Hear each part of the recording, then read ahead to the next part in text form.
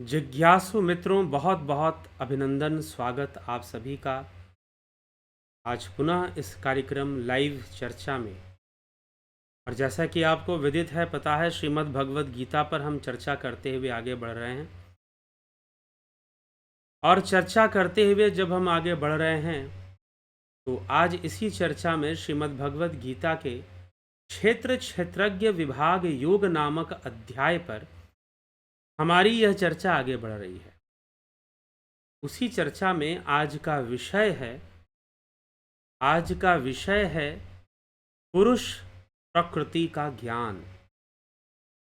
पुरुष और प्रकृति का ज्ञान पहले भी हम चर्चा करते आए हैं। पुरुष और प्रकृति का भिन्न भिन्न ज्ञान होना जरूरी है, तभी जीव निज स्वरूप का साक्षात्कार करेगा, योगी अपने निज स्वरूप को जान पाएगा। और पुरुष और प्रकृति के भिन्न भिन्न ज्ञान होने से ही विवेक जागृत होगा। योग सूत्र में, पतंजलि योग सूत्र में ऐसा भी वर्णन मिलता है कि पुरुष और प्रकृति का भिन्न भिन्न ज्ञान होने से विवेक जागृत होगा। लेकिन पुरुष और प्रकृति का ज्ञान हो, उस ज्ञान का साधन क्या है? उस ज्ञान का साधन क्या है? अरे भाई, ज्ञान कैसे होगा पुरुष और प्रकृति का? पुरुष प्रकृति का ज्ञान होगा तभी तो मुक्ति मिलेगी, तभी तो विवेक जागृत होगा, और तभी तो मुक्ति, जो पुनरपि जरणम पुनरपि मरणम का जो चक्कर लगा हुआ है, तभी तो उससे मुक्ति संभव है। और जीवन में जो सुखी जीवन जीने की परिभाषा है, वो भी तभी हमें जीवन में व्यवहारिकता में प्राप्त होती है जब हम सही मायनों में हम इस जीवन और इस संसार और इस प्रकृति को सही तरीके से समझ लें। तो यही बात भगवान श्री कृष्ण यहाँ पर कह रहे हैं। तो श्री कृष्ण अगले श्लोकों में क्या कह रहे हैं हम देखते हैं। तो 23वें श्लोक में भगवान श्री कृष्ण कहते हैं, यम एवं वेति पुरुषम प्रकृतिम च गुणैः सह सर्वथा वर्तमानो अपि न स भूयो अभिजायते। इस प्रकार पुरुष को और गुणों के सहित प्रकृति को, प्रकृति तो गुणों के सहित है ना, सतोगुण रजोगुण तमोगुण उसके अंदर है, यही प्रकृति है, ये गुण ही। तो इस प्रकार पुरुष को, जैसे पहले बताया गया ना कि पुरुष क्या है, उपद्रष्टानुमंता च भोक्ता च भर्ता च भोक्ता महेश्वर। पहले के श्लोक में कल हमने जो चर्चा की, उपद्रष्टा है, अनुमंता है, भर्ता है, भोक्ता है, महेश्वर है, परमात्मा है, वह पुरुष ही। तो उस पुरुष को जानना और गुणों के सहित प्रकृति को जान जाना, पुरुष को और गुणों के सहित प्रकृति को जो मनुष्य जानता है, क्योंकि इसके पिछले श्लोक में 22वें श्लोक में क्या था, 22वें श्लोक में पुरुष को ही तो समझाया गया है। उपद्रष्टानुमंता च भर्ता भोक्ता महेश्वर परमात्मेति च अपि युक्तो देहे अस्मिन् पुरुषः परः। देह में स्थित यह पुरुष देह से परे है, और यही परमात्मा है, यही उपद्रष्टा है, यही अनुमंता है, यही भरता है, यही भोक्ता है, यही महेश्वर है। 22वां श्लोक श्रीमद् भगवद गीता, बहुत महत्वपूर्ण यह श्लोक है। उपद्रष्टा अनुमंता च भरता भोक्ता, पुरुष की व्याख्या यहाँ पर की गई, पुरुष तत्व की व्याख्या की गई, वह पुरुष ही परमात्मा है। तो अब उस पुरुष और प्रकृति का भली भांति ज्ञान हो जाए। यह एवं वेति पुरुषम प्रकृतिम च गुणे सह सर्वथा वर्तमानो अपि न स भूयो अभिजायते।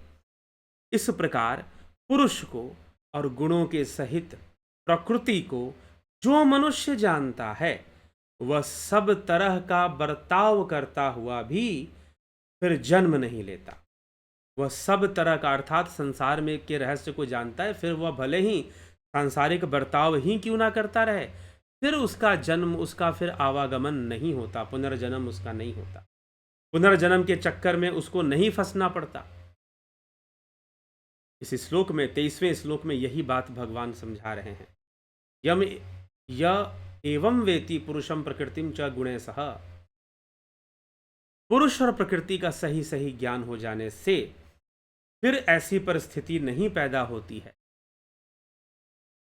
वह सब तरह का बर्ताव, मतलब सांसारिक बर्तावों को करते हुए भी जो है उसका जन्म नहीं होता, पुनर्जन्म के चक्कर में वह पुरुष नहीं फंसता। लेकिन अब ऐसा हो कैसे? पुरुष और प्रकृति का सही सही ज्ञान कैसे हो? उस ज्ञान को प्राप्त करने का साधन क्या है? क्या साधन है? जानना चाहते हैं क्या साधन है? साधन के बारे में वैसे हम रोज ही बताते हैं। प्रकृति पुरुष का भिन्न भिन्न ज्ञान हो जाए, उसका क्या साधन है, उसके बारे में तो मैं रोज ही बताता हूं। लेकिन विशेषता आज यह है कि यहां पर भगवान कृष्ण बता रहे हैं वही बात जो मैं आपको रोज बताता हूं। ठीक है, जो मैं आपको रोज ही बताता हूं वही बात श्री कृष्ण आज बता रहे हैं। इस श्लोक के अंतर्गत भगवान श्री कृष्ण भी कुछ ऐसी बात बता रहे हैं। कौन सी बात बता रहे हैं? आइए देखते हैं कौन सी बात बता रहे हैं। तो भगवान कहते हैं ध्यानेनात्मनि पश्यन्ति केचिदात्मनात्मना अन्य सांख्येन योगेन कर्म योगेन चापरे। अब इस ज्ञान को प्राप्त करने का पुरुष और प्रकृति का भिन्न भिन्न ज्ञान हो जाए, अलग अलग, मतलब पुरुष को आप अलग से समझ लो, प्रकृति को आप अलग से समझ लो, यह सांख्य का विषय है। सांख्य शास्त्र तत्व ज्ञान का विषय है ये, जहां पर 24 तत्वों की चर्चा होती है। तत्व ज्ञान वही है। जब आप प्रकृति को जानोगे तो 24 तत्वों को जान जाओगे। पुरुष अकेला एक तत्व है जो प्रकृति को क्रियावान करता है, सकाश प्रदान करता है, उसमें लिप्त नहीं होता लेकिन सकाश प्रदान करता है और सर्वव्यापी रहता है। तो अब हमें यह समझना है यहां पर कि यह पुरुष का जो ज्ञान है, यह जो श्लोक में भगवान श्री कृष्ण कह रहे हैं कि अगर पुरुष और प्रकृति का भिन्न भिन्न ज्ञान प्राप्त करना है और मोक्ष प्राप्त करना है, जन्म मरण से मुक्त होना है, तो क्या करना पड़ेगा? उसका साधन क्या है? बता तो रहे हो कि प्रकृति और पुरुष का ज्ञान होना चाहिए, लेकिन होगा कैसे? होगा कैसे? How to get that knowledge, Purusha and Prakriti. भगवान कहते हैं ध्यानेनात्मनि पश्यन्ति केचिदात्मनाम आत्मना अन्य सांख्येन योगेन कर्म योगेन चापरे।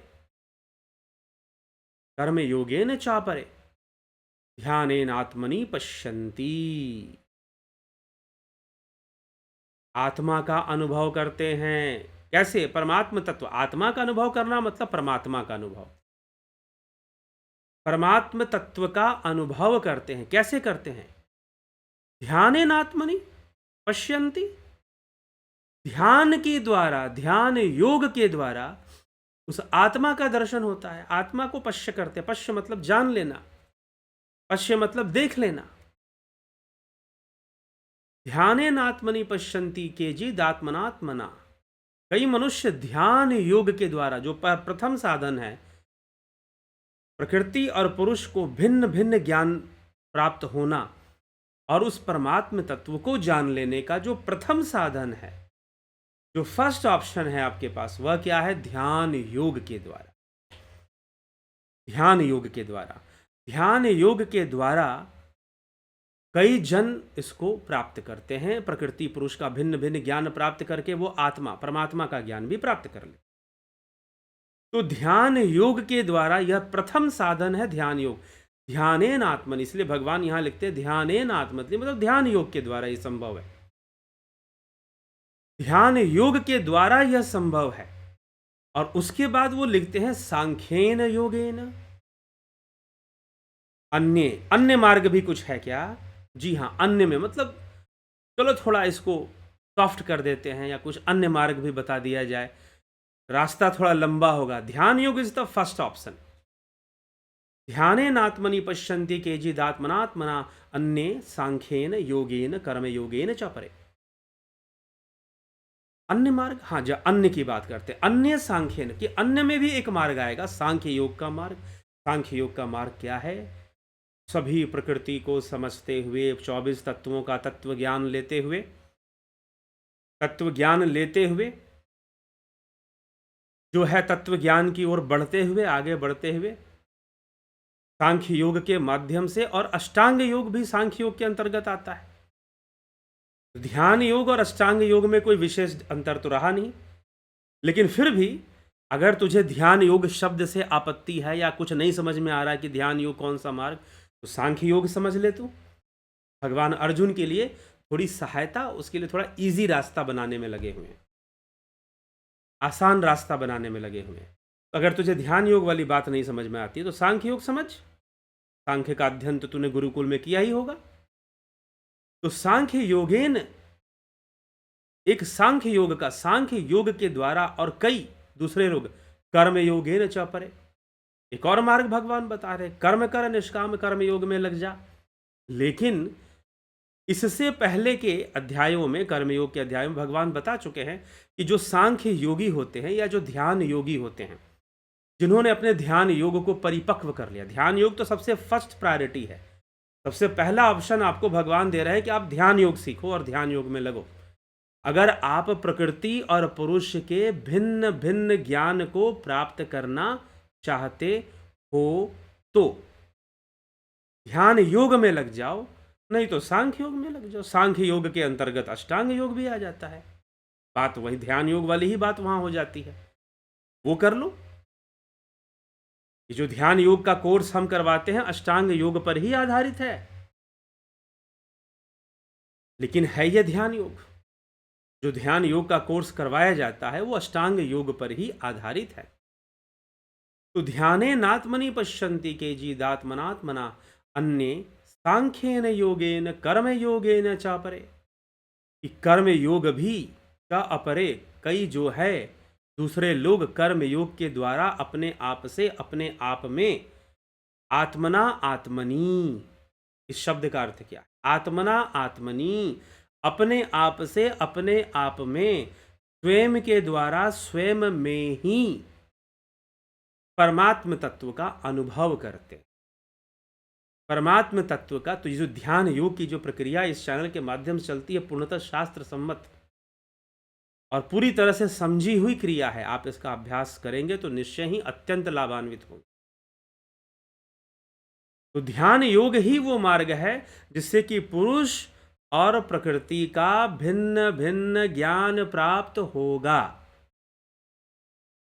ध्यान योग ही वह मार्ग है जिससे कि पुरुष और प्रकृति का भिन्न भिन्न ज्ञान और परमात्म तत्व का अनुभव होगा, अर्थात परमात्मा की प्राप्ति होगी, परमात्मा की प्राप्ति होगी। तो हम यह विषय, यह बहुत ही गूढ़ विषय भगवान कृष्ण यहाँ पर साफ साफ स्पष्ट शब्दों में लिख दे रहे हैं। कैसे होगा पुरुष और प्रकृति का भिन्न भिन्न ज्ञान? ध्यान योगेन, ध्यान योग से, सांख्य योगेन, कर्म योगेन। ठीक है, इसी विषय को समझ लेना है अच्छे से, इसी विषय को समझ लेना है। और ध्यान योग जिन्होंने प्राप्त कर लिया उनको तो मार्ग मिला हुआ है, और जिनको नहीं प्राप्त हुआ उनको मार्ग मिलना चाहिए, उनको प्राप्त करना चाहिए। तो जरूर आप अगर जिज्ञासु हैं, हम तो अपनी चर्चा ही कहते हैं कि जिज्ञासुओं से बहुत अभिनंदन है, क्योंकि जो जिज्ञासु है वही यहाँ सुनने आता है। इस चैनल पर बहुत ज़्यादा लोग इस चैनल को नहीं सुनते, जो जिज्ञासु है वही लोग आते हैं। अब आपका है कि आप इसको लोगों तक पहुँचाए तो बहुत लोग भी सुन लेंगे। तो चलिए, यही विषय भगवान साधन बताते हैं कि ध्यान योग के द्वारा, सांख्य योग के द्वारा, कर्म योग के द्वारा। आगे कुछ और भी बातें बता रहे हैं इसी संदर्भ में। क्या बता रहे हैं अगले श्लोक में, वो भी हम समझे। कुछ अन्य भी हैं। अब एक और साधन दे रहे हैं भगवान, बहुत सरल, बहुत ही सरल साधन है, बहुत ही सरल साधन है। और उस साधन को अगर कोई नहीं अपना पाया तो उससे बड़ा दुर्भाग्यवान कौन होगा। अगर उस साधन को भी वो अपना नहीं सकता तो वो सबसे ज़्यादा दुर्भाग्यवान ही कहा जाएगा, भाग्यवान नहीं दुर्भाग्यवान कहा जाएगा। और भगवान कहते हैं अन्ये त्वेवं जानन्ता श्रुत्वान्यभ्य उपासते ते अपि च अतितरन्तेव मृत्युम श्रुति परायणा। अन्य मतलब अन्य भी तो लोग हैं ना जो कुछ दूसरा साधन ढूंढ रहे हैं। साधन बताया भगवान ने, 4 साधन बता दिए, यहाँ पर चौथा साधन बताने जा रहे हैं। लेकिन एक बात हमें उस साधन में यह समझना है कि ध्यान योग सर्वोपरि है, उसके बाद सांख्य योग, और उसके बाद सांख्य योग ध्यान योग लगभग एक ही विषय है, आप ऐसा समझिए। फिर कर्म योग, लेकिन जिसका सांख्य योग परिपक्व होता है ना, वही सही से कर्म योग भी कर पाता है। लेकिन फिर भी निष्काम कर्म में लगना चाहिए। हमेशा लाभ को देखते हुए ही कर्म नहीं करना चाहिए। ठीक है, हमेशा लाभ को देखते हुए ही कर्म नहीं करना चाहिए। तो कर्म जो है हमें करना चाहिए। अभी क्या है, यहाँ पर शिव कथा का कार्यक्रम जो चला वाराणसी में, कई लोग पूछने लगे कि भाई आप तो लाभ के लिए करते होंगे, लेकिन सत्य पूछिए तो निःशुल्क कथा का यह वाचन किया गया और कुछ अपने खुद के प्रयासों से ही किया गया, खुद का धन लगाकर ही किया गया। ऐसी परिस्थिति बनी। तो लेकिन करना किस लिए है? प्रश्न यह है कि जन जागृति आए, जन जागृति आए, लोग जागरूक हों जीवन के प्रति, अध्यात्म के प्रति, योग के प्रति। इस उद्देश्य से किया गया। तो यही विषय हमें समझना है कि आप जब कर्म योग करेंगे उसमें हमेशा लाभ की ही भावना न रखें कि हमें बहुत प्रॉफिट होगा तभी करेंगे, नहीं तो करेंगे ही नहीं। हाँ, वैसे जब कार्यक्रम हो तो समाज को उसमें सहयोगी ही बनना चाहिए, तभी तो धर्म का उत्थान होगा। लेकिन फिर भी जहां तक संभव है हमारी कोशिश होती है कि हम लोगों को दे पाएं। जब लगता है कि भाई खुद के अर्थ से, जो हमारे पास जितना अर्थ है उससे दे ही नहीं सकते, उतना उपलब्ध नहीं है, तो फिर नहीं करते हैं। और जब लगता है कि अर्थ उपलब्ध है, कर सकते हैं, तो कर देते हैं। तो अन्य, तो यही समझना है, यही निष्काम कर्म योग तभी शुरू होगा। लेकिन जब ध्यान योग परिपक्व हो जाए और सांख्य योग परिपक्व हो जाए तो निष्काम कर्म योग अपने आप होता है। अब उससे हटकर ध्यान योग, सांख्य योग और कर्म योग, उनसे हटकर एक और मार्ग भगवान बता रहे हैं। और दुर्भाग्यपूर्ण यह होगा कि अगर इसका भी अनुसरण ना हो तो उससे बड़ा दुर्भाग्य क्या हो सकता है। ध्यान से सुनिए। अन्ये त्वेव मजानन्ता श्रुत्वानेभ्य उपासते ते अपि चातित रन्तेव मृत्युम श्रुति परायणा।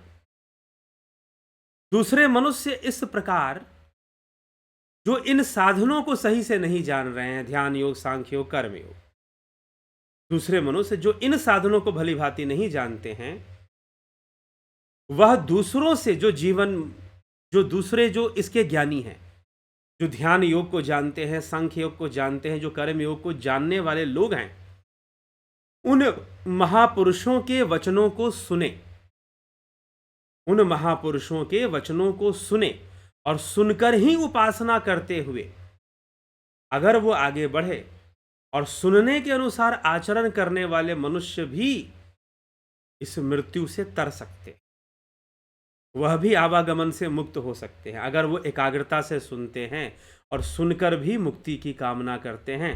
और सुनना तो निःशुल्क है भैया। यहां आप जो भी सुन रहे हैं सब निःशुल्क ही तो है, इसका कोई शुल्क थोड़ी ना है। तो सुनिए, संपूर्ण श्रीमद् भगवद गीता की व्याख्या इस चैनल पर है, संपूर्ण पतंजलि योग सूत्र की व्याख्या इस चैनल पर है। अब नहीं सुनोगे तो कब सुनोगे? तो इसलिए सुनिए जरूर, अवश्य अवश्य सुनिए, सुनने में कोई कमी मत छोड़िए। अगर ध्यान योग नहीं कर सकते हैं, ध्यान योग का कोर्स नहीं ज्वाइन कर सकते हैं तो सुनिए, लेकिन बहुत बेहतर होगा, क्योंकि भगवान ने प्रथम साधन, पहला और परिपक्व साधन ध्यान योग को ही माना है और सांख्य योग को, फिर कर्म योग, और फिर कहते हैं कि भाई श्रवण योग कर लो, मतलब सुन लो, श्रोता बन जाओ। किसके श्रोता बनो? किसी के भी श्रोता बन जाओ? नहीं नहीं नहीं नहीं नहीं, गड़बड़ हो जाएगा सब। जो लोग ध्यान योग, सांख्य योग का सही सही तत्वज्ञान रखते हैं उनके श्रोता बनो। हो सकता है कि कोई ना उनको सुनता हो, पूरी दुनिया ना सुनती हो उनको, लेकिन आपको अगर कोई ऐसा व्यक्ति मिल गया, क्योंकि ऐसे महात्मा दुर्लभ होते हैं, जल्दी फेमस नहीं होते ये लोग, और हो भी गए फेमस, हालांकि फेमस होना ना होना कोई कसौटी नहीं है, हो भी सकते हैं कि फेमस हो जाएं, लेकिन यह कोई कसौटी नहीं। लेकिन फिर भी दुर्लभ तो होते हैं, थोड़े से मिल जाएं। अगर मान लो बहुत फेमस भी है तो आप पहचान ना पाओ शायद कि ऐसा ही ज्ञान देने वाले हैं क्या। तो जो सांख्य योग, ध्यान योग के ज्ञाता हैं, कर्म योग को अच्छे से समझने वाले हैं, ऐसे महापुरुषों के, ऐसे तत्व ज्ञानियों की विचारों को सुनो। उनके विचारों को सुनने और सुनकर ही अनुसरण करने से और सुनते रहने से ही मन जो है आपका मुक्ति की ओर बढ़ चलेगा, आपकी मुक्ति की यात्रा शुरू हो जाएगी। और उपासना करते हुए आप भी लक्ष्य की ओर अग्रसर करते हुए हो सकता है लक्ष्य भी प्राप्त कर लो, ऐसा भी संभव है। तो यह गूढ़ रहस्य भगवान श्री कृष्ण यहां पर समझा रहे हैं इन 3 श्लोकों में। पहले तो उन्होंने कहा कि पुरुष और प्रकृति का भिन्न भिन्न तुम्हें ज्ञान होना चाहिए, तो तुम्हारा पुनर्जन्म नहीं होगा। लेकिन अब तुम, इसका साधन क्या है? इसका साधन है ध्यान योग, सांख्य योग। प्रथम नंबर पे नंबर 1 साधन ध्यान योग ही है। ध्यान योग से फिर सांख्य योग, और फिर सांख्य योग पुरुष प्रकृति का ज्ञान। उद्देश्य सांख्य योग का पूर्ण उद्देश्य यही है कि आपको पुरुष और प्रकृति का ज्ञान हो, यही तत्व ज्ञान है, इसी को तत्व ज्ञान कहते हैं। लेकिन आजकल कुछ लोग तत्व ज्ञान के नाम पर पता नहीं क्या क्या बातें बोलते हैं। कोई कोई मंत्र भी फूक दे, कान में फूक देंगे, बोल देंगे तत्व ज्ञान हो गया। ठीक है, ऐसी बहुत सारी समाज में मिलती हैं, लेकिन आप समझिए, अगर आप इस व्याख्यान को सुन रहे हैं तो समझिए कि तत्व ज्ञान क्या विषय हो सकता है। पुरुष और प्रकृति का ज्ञान होना, और प्रकृति के अंतर्गत 24 तत्व और पुरुष अपने आप में एक तत्व। तो तत्व ज्ञानी आप तभी माने जाओ। तो यह विषय हो जाता है, इसको समझना जरूरी है। तो भगवान प्रथम साधन ध्यान योग का बता रहे हैं, सांख्य योग का, कर्म योग का। फिर श्रवण करो, सुनो, उनका सुनो जो सांख्य योग और ध्यान योग के असली जानकार हैं। चलिए अब हम आगे बढ़ते हैं। अब है ध्यान योग का कोर्स शुरू होता है प्रत्येक महीने 20 तारीख को, 20 अप्रैल को शुरू हो रहा है इस महीने। ठीक है, 1 महीने का course, guided meditation, transcendental meditation, spiritual healing, ये इसको नाम दिया गया। लेकिन मुख्य उद्देश्य तो यही है कि पुरुष और प्रकृति का ज्ञान प्राप्त करना है ध्यान योग के माध्यम से। अगर इस ध्यान योग का कोर्स आपको करना है तो आप ज्वाइन करने के लिए मैसेज करेंगे 9661802459 पर, 9661802459। इस नंबर पर आप व्हाट्सअप मैसेज करके आप जानकारी, कोशिश करेंगे कि जानकारी आपको मिले कि ध्यान योग का कोर्स कैसे ज्वाइन करना है। आपको बता दिया जाएगा कि ध्यान योग का कोर्स कैसे ज्वाइन करना है, समझा दिया जाएगा आपको। चलिए, इसी के साथ प्राकृतिक चिकित्सा आदि विषयों पर भी कोर्स होता है स्वास्थ्य के लिए, स्वास्थ्य की आत्मनिर्भरता के लिए जरूरी है। Only in naturopathy patient becomes doctor. आत्मनिर्भर होते हैं आप। ठीक है, चलिए इसी के साथ यह देव एस्ट्रो, अगर जीवन में कुछ समस्याओं से निकल रहे हैं तो देव एस्ट्रो के माध्यम से आप विचार विमर्श कर सकते हैं, जन्म कुंडली विश्लेषण कर सकते हैं, इसका भी लाभ उठा सकते हैं। इसके लिए भी उसी नंबर पर संपर्क करेंगे 9661802459। ठीक है, तो ध्यान योग से जरूर लाभान्वित हों, अपना कल्याण करें, और आपके माध्यम से, किसी के भी माध्यम से, मैं हूँ चाहे आप हैं, समाज का कल्याण जरूर हो सके तो बहुत बड़ी बात है और बहुत अच्छी बात है। इसी के साथ मैं विचारों को यहाँ विश्राम दूंगा। कल फिर 9 PM में आगे, अभी क्षेत्रज्ञ विभाग योग में अभी और रहस्य हैं भगवान खोलने वाले हैं, उसको भी हम समझेंगे। तो आगे अभी चलते हैं, और बहुत बहुत आभार आप सभी का। ओम तत्सत।